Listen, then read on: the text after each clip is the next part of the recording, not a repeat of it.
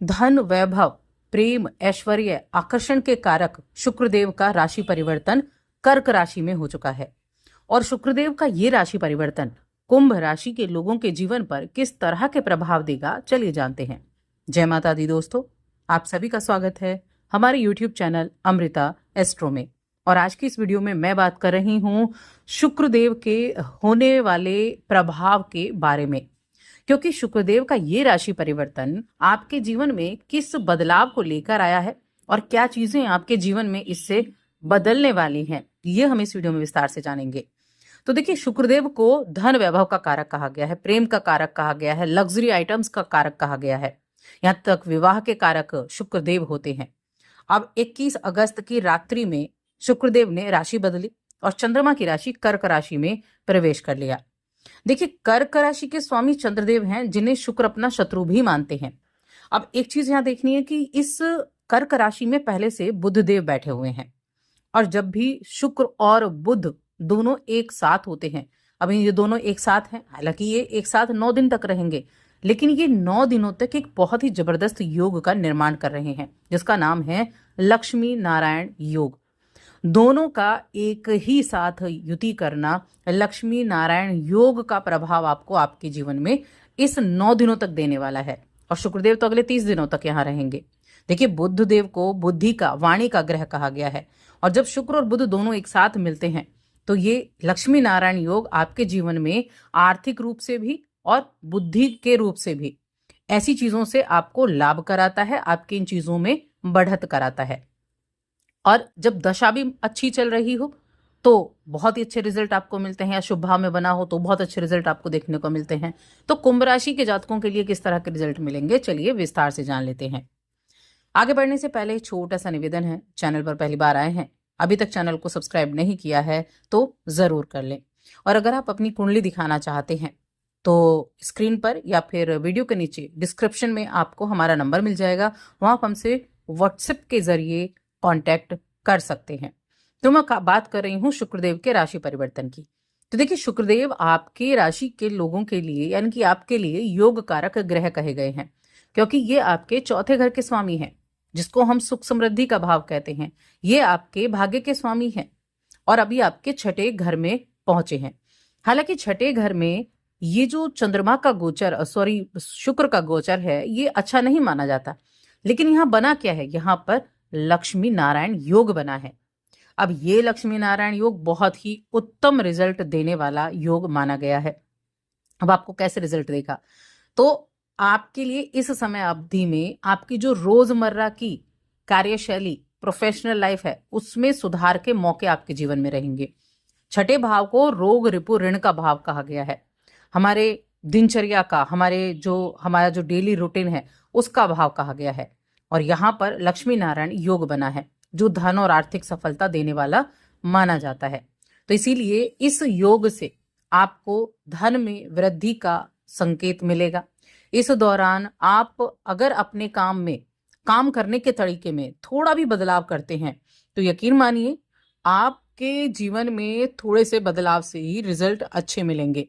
अगर आप चीजों को व्यवस्थित ढंग से करते हैं तो आपकी कार्य क्षमता भी बढ़ेगी और इसका सीधा असर आपकी कमाई पर दिखाई देगा, क्योंकि यहाँ पर जो शुक्र की स्थिति है ये दिखाती है कि आप अपने रूटीन को कैसे फॉलो करते हैं, रूटीन में रहकर काम करते हैं या नहीं, चीजों में थोड़ा बहुत बदलाव लेकर काम करते हैं या नहीं। तो उससे क्या होगा, इसका सीधा असर आपकी कमाई पर पड़ेगा। आपका ऑफिस है, आप जॉब करते हैं या आप ऑफिस में काम करते हैं, तो आपके जो सहकर्मी हो गए, आपके जो जूनियर हो गए, उनके साथ अपने रिश्तों को बेहतर बनाने का ये सही समय है। इससे आपके काम का माहौल भी पॉजिटिव रहने वाला है, जिससे आपको खुद को भी मानसिक शांति मिलेगी। शुक्र आपके चौथे घर के स्वामी हैं, सुख समृद्धि के, आपके नवम भाव के स्वामी हैं, भाग्य के, बदलाव के, चेंजेस के। तो ये बदलाव आपको अपने जीवन में करने पड़ेंगे, थोड़ा सा बदलाव जरूर करके देखें इस दौरान में।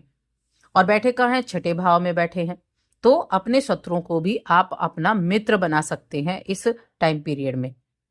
इसके अलावा ये गोचर आपके लिए ऐसी जगहों पर आपको ध्यान भी देने की आवश्यकता है जब किसी भी तरह के कंपटीशन चल रहा है, किसी भी तरह के कंपटीशन में सजग रहना आपके लिए बहुत जरूरी है। और अगर आपका किसी से विवाद है, किसी से लड़ाई झगड़ा है, तो उनके हर एक कदम पर नजर बनाकर रखना भी जरूरी है, क्योंकि छठा भाव शत्रु का भाव भी तो है, कंपटीशन का भाव भी तो है। तो इसीलिए ऐसे लोगों के ऊपर नजर भी बनाकर रखनी है। वाहन वगैरह है ये आप सावधानी पूर्वक चलाएंगे तो अच्छा रहेगा। अब रिश्तों की बात करें अगर हम, तो विवाहित लोग हैं, विवाहित लोगों के लिए ठीक ठाक है। वैसे तो आपके सप्तम भाव में सूर्य भी पहुंच चुके हैं, केतु भी विराजमान है, तो किसी भी तरह से किसी भी स्त्री से, जो पुरुष हैं उनके लिए खास तौर से मैं कहूं, किसी भी स्त्री से वाद विवाद करना उचित नहीं रहेगा, चाहे वो आपके घर के किसी भी रिलेशन में क्यों ना हो। तो ऐसे में आपको अपने जीवन में अनुकूलता करने का, अनुकूलता रखने का बहुत ज्यादा सतर्कता बरतनी होगी। शुक्र का ये गोचर आपको घर गृहस्थी से जुड़ी हुई कुछ चीजों के बारे में ज्यादा सोच विचार भी दिला सकता है कि आप देखिए, चौथा घर का स्वामी है और शुक्र भी काल पुरुष की कुंडली में चौथे घर के, चंद्रमा भी चौथे घर के स्वामी होते हैं। तो क्या रहेगा कि थोड़ा बहुत घर गृहस्थी को लेकर चिंताएं भी रहेंगी, परिवार को लेकर हो, बच्चों को लेकर हो, घर गृहस्थी में कि कुछ और चीजों को लेकर हो, लेकिन चिंताएं भी रह सकती हैं।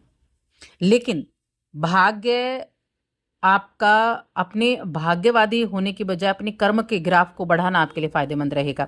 यानी कि भाग्य पर विश्वास ना करके अपने कर्म पर ध्यान देना है, कर्म पर ध्यान दे लेंगे तो अच्छा रहेगा। लेकिन कुछ चीजें बहुत अच्छी भी होने वाली हैं, जैसा कि मैंने बताया कमाई के साधन। दूसरा है कि रचनात्मकता आपके जीवन में बढ़ेगी।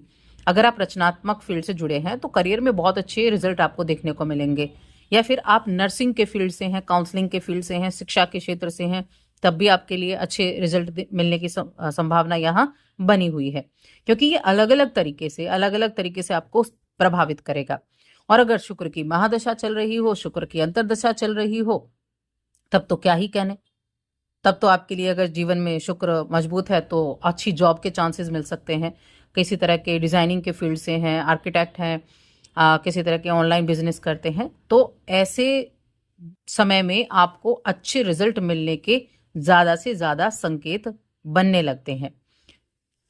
आप यदि मनोरंजन मीडिया के फील्ड से भी जुड़े हुए हैं तो भी आपको अच्छी सफलता मिलने का यहाँ पर योग बना हुआ है। देखिए, शुक्र और बुध की युति अगर आपकी जन्म पत्रिका में है, लक्ष्मी नारायण योग बना हुआ है, तो यकीन मानिए जब भी इनकी महादशा या दशा आएगी तो आपको अपने जीवन में अपार सफलता देखने को मिलेगी।